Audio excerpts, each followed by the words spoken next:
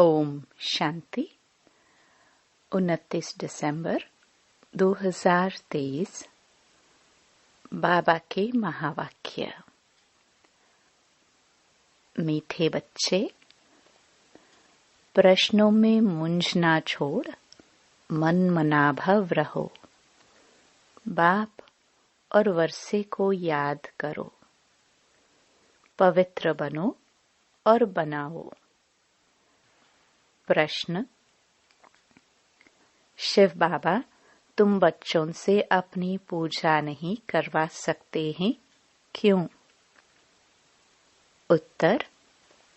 बाबा कहते, मैं तुम बच्चों का मोस्ट ओबीडिएंट सर्वेंट हूँ। तुम बच्चे मेरे मालिक हो। मैं तो तुम बच्चों को नमस्ते करता हूँ। बाप है निरहंकारी। बच्चों को भी बाप समान बनना है। मैं तुम बच्चों से अपनी पूजा कैसे कराऊंगा? मेरे पैर भी नहीं है जिसको तुम धुलाई करो। तुम्हें तो खुदाई खिदमतगार बन विश्व की सेवा करनी है। गीत। निर्बल से लड़ाई बलवान की। ओम शांति। निराकार शिव भगवान वाच। शिव बाबा निराकार है और आत्माएं जो शिव बाबा कहती हैं वह भी असल में निराकार हैं। निराकारी दुनिया में रहने वाले हैं। यहाँ पाठ बजाने के लिए साकार बने हैं। अब हम सबको तो पैर है, श्री कृष्ण को भी पाँव है, पैर पूजते हैं ना।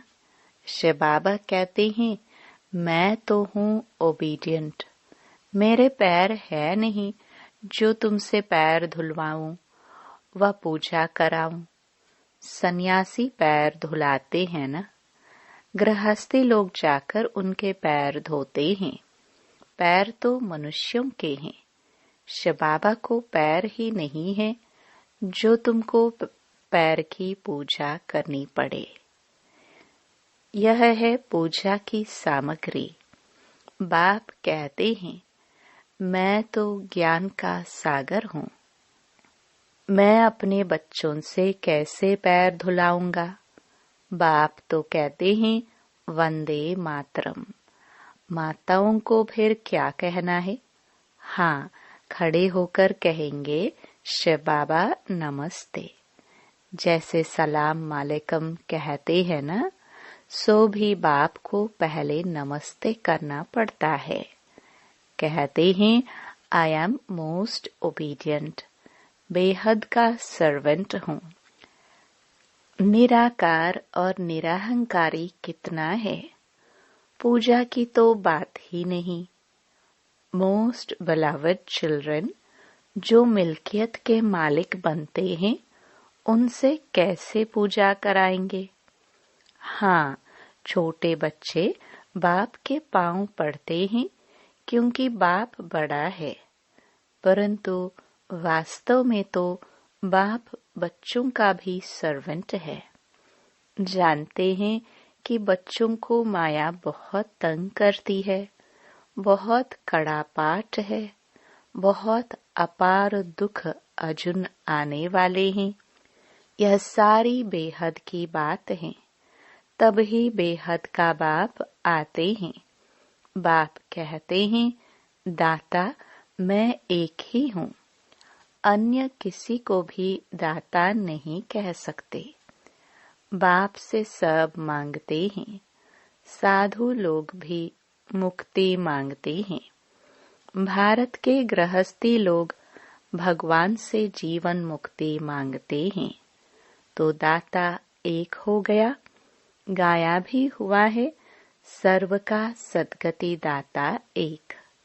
साधु लोग जब खुद ही साधना करते हैं तो औरों को फिर गति सद्गति कैसे दे सकते हैं? मुक्ति धाम और जीवन मुक्ति धाम दोनों का प्रोपरेटर एक ही बाप है। वह अपने समय पर आते हैं एक ही बार और सभी जन्म मरण में आते रहते हैं। यह एक ही बार आते हैं जबकि रावण का राज्य खत्म होना होता है। उसके पहले आ नहीं सकते। ड्रामा में पाठ ही नहीं है।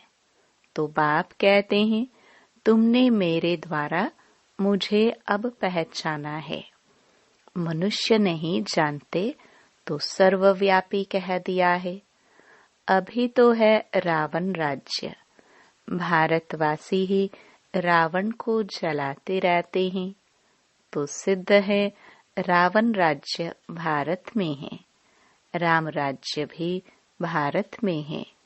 यह बातें राम राज्य स्थापन करने वाला ही समझाते हैं कि कैसे अब रावण राज्य है। यह कौन समझाते हैं? निराकार शिव भगवान वाच। आत्मा को शिव नहीं कहेंगे। आत्माएं हैं सब सालिग्राम। शिव एक को ही कहा जाता है। सालिग्राम तो अनेक होते हैं। यह है रुद्र ज्ञान यज्ञ। वह ब्राह्मण लोग जो यज्ञ रचते हैं उसमें एक बड़ा शिवलिंग और छोटे छोटे सालिग्राम बनाकर पूजा करते हैं। देवियों आदि की पूजा तो वर्ष वर्ष होती है। यह तो रोज मिट्टी के बनाते हैं और पूजा करते हैं। रुद्र का बड़ा मान होता है। सालिग्राम कौन है वह तो जानते नहीं। तुम शिव शक्ति सेना पतितों को पावन बनाती हो। शिव की पूजा तो होती है। सालिग्राम कहा जाए तो बहुत मनुष्य रुद्र यज्ञ रच सालिग्राम की पूजा करते हैं। शिव बाबा के साथ बच्चों ने भी मेहनत की है। शिव बाबा के मददगार हैं। उन्हों को कहा जाता है खुदाई खिदमतगार। खुद निराकार भी जरूर कोई शरीर में आएंगे ना। स्वर्ग में तो खिदमत की दरकार नहीं। शिव बाबा कहते हैं, देखो यह मेरे खिदमतगार बच्चे हैं। नंबरवार तो है ना। सबकी पूजा तो कर न सके। यह यज्ञ भी भारत में ही होते हैं। यह राज बाप ही समझाते हैं। वह ब्राह्मण लोग व सेठ लोग थोड़े जानते हैं। वास्तव में यह है रुद्र ज्ञान यज्ञ। बच्चे पवित्र बन भारत को स्वर्ग बनाते हैं। यह बड़ी हॉस्पिटल है जहाँ योग द्वारा हम एवर हेल्दी बनते हैं। बाप कहते हैं, मुझे याद करो। देह अहंकार पहला नंबर विकार है जो योग तोड़ता है। बॉडी कॉन्शियस होते हो, बाप को भूलते हो, तब ही फिर और विकार आ जाते हैं। यह योग निरंतर लगना बड़ी मेहनत है। मनुष्य श्री कृष्ण को भगवान समझ उनकी पूजा करते हैं, परंतु वह पतित पावन तो है नहीं जो उनके पैर पूजे जाए। शिव तो है ही बेगर पांव। वह आकर माताओं का सर्वेंट बनते हैं और कहते हैं, बाप और स्वर्ग को याद करो तो फिर तुम 21 जन्म राज्य करेंगे। 21 पीढ़ी गाई हुई है और धर्मों में नहीं गाई जाती। किसी भी धर्म वाले को 21 जन्म स्वर्ग की बादशाही नहीं मिलती है। यह भी ड्रामा बना हुआ है।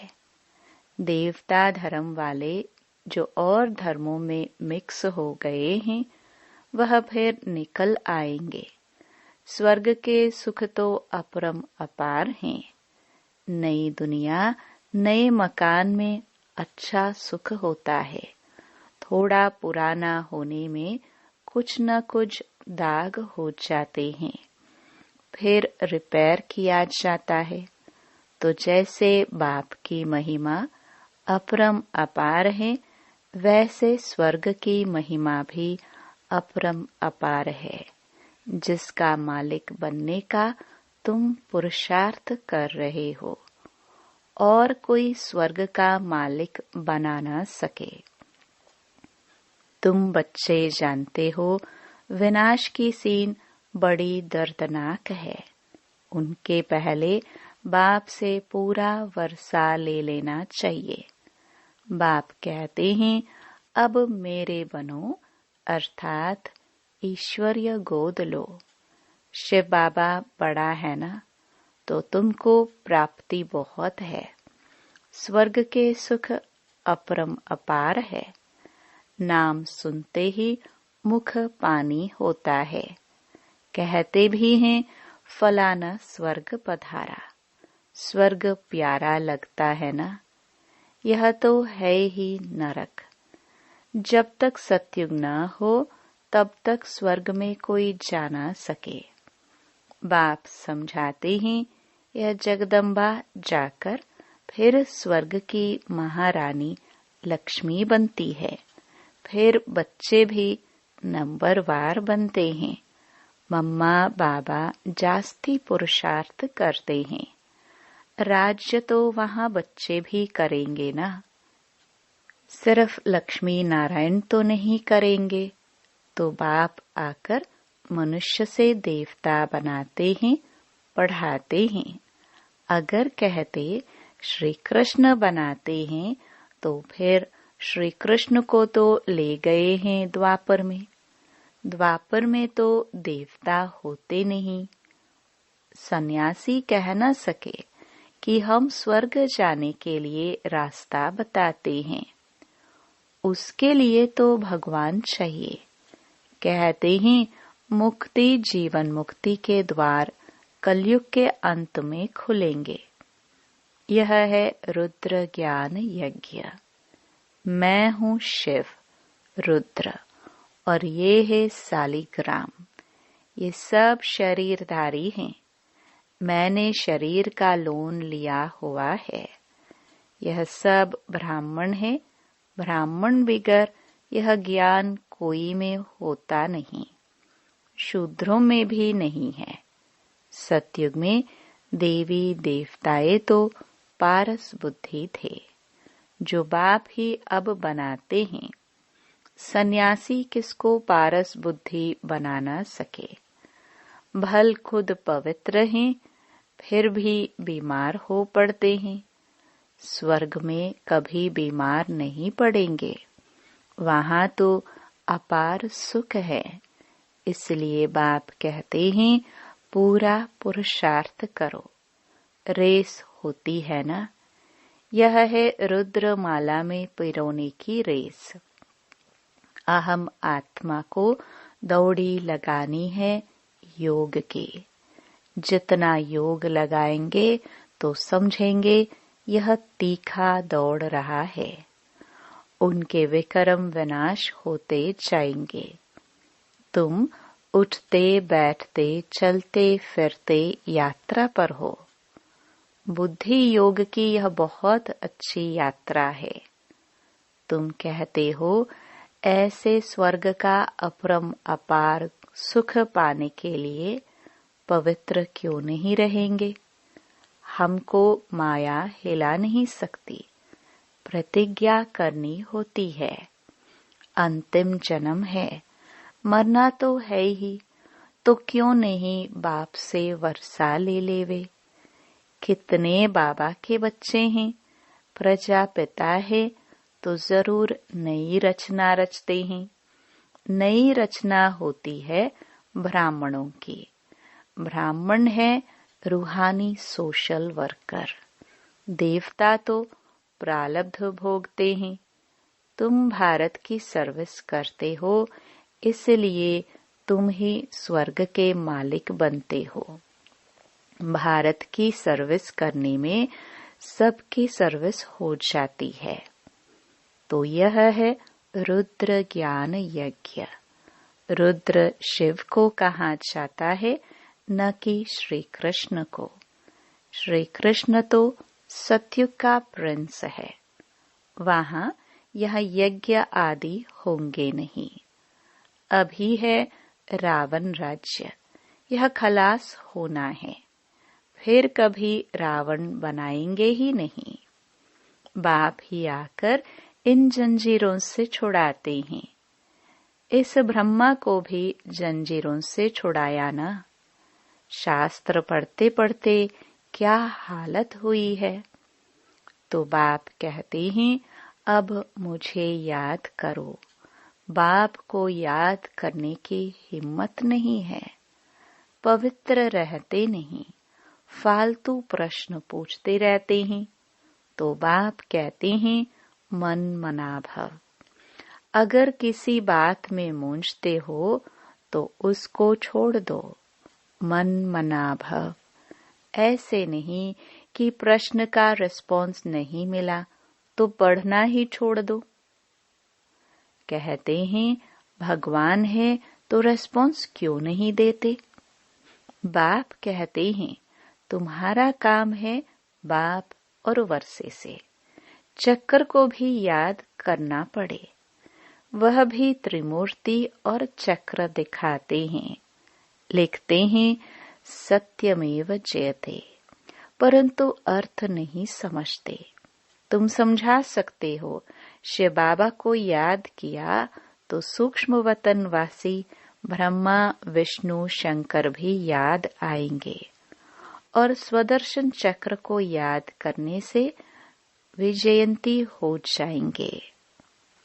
जयते मना माया पर जीत पहनेंगे। कितनी समझ की बात है। यहाँ कायदे हैं। हंसों की सभा में बगुले बैठ न सके। बीके जो स्वर्ग की परी बनाती हैं, उन पर बड़ी रिस्पॉन्सिबिलिटी है। पहले जब कोई आते हैं तो उनसे हमेशा ये पूछो, आत्मा के बाप को जानते हो? प्रश्न जो पूछते हैं तो जरूर जानते होंगे। सन्यासी आदि ऐसे कभी नहीं पूछेंगे, वह तो जानते ही नहीं।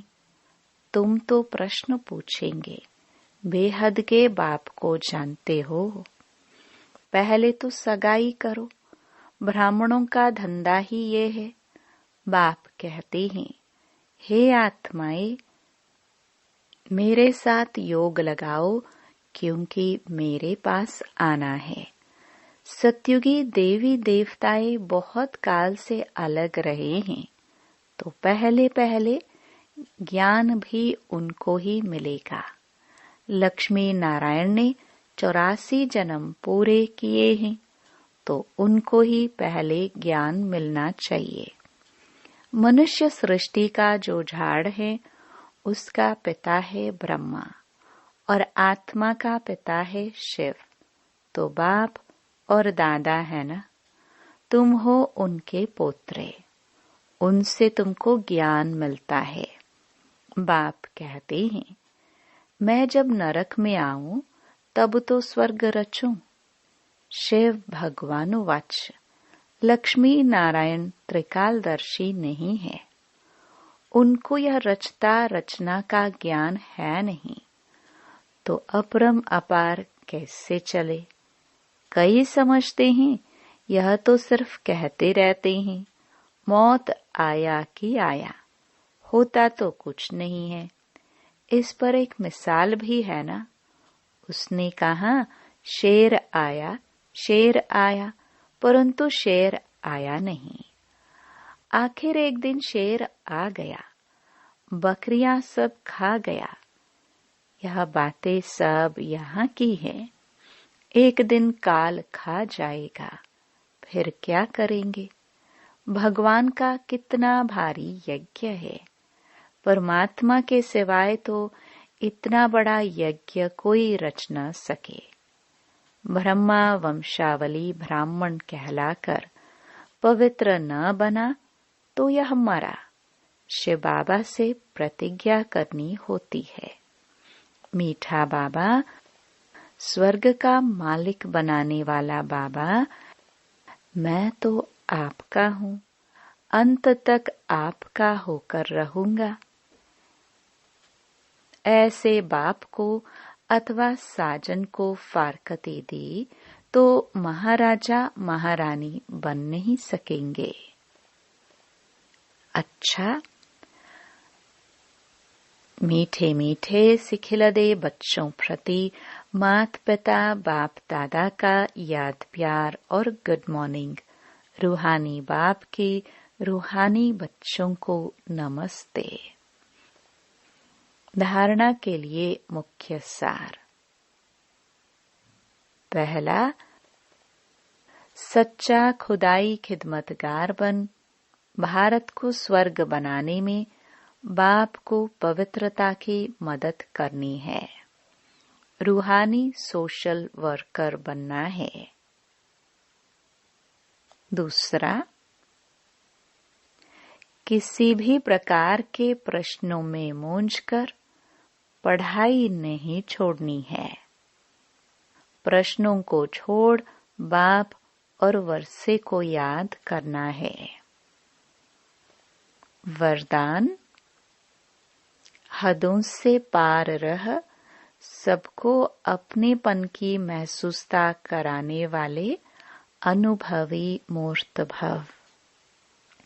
जैसे हर एक के मन से निकलता है मेरा बाबा, ऐसे सभी के मन से निकले कि यह मेरा है।